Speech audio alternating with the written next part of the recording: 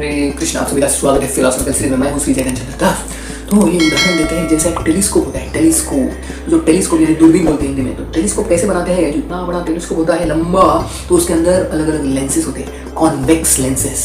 तो उसके अंदर पहले तो दो लेंसेज डालते हैं, एक तो आगे और एक तो पीछे।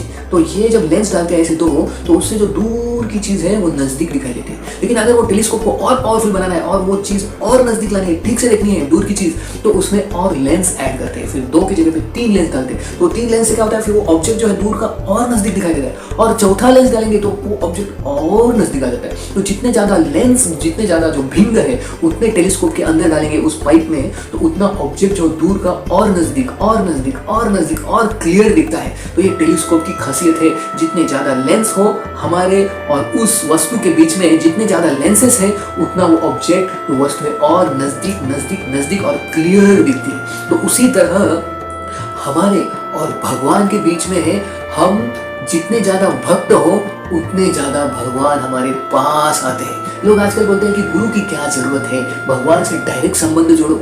नहीं, हम अगर भगवान से डायरेक्ट संबंध जोड़ना चाहते हैं तो भगवान हमें स्वीकार नहीं करते।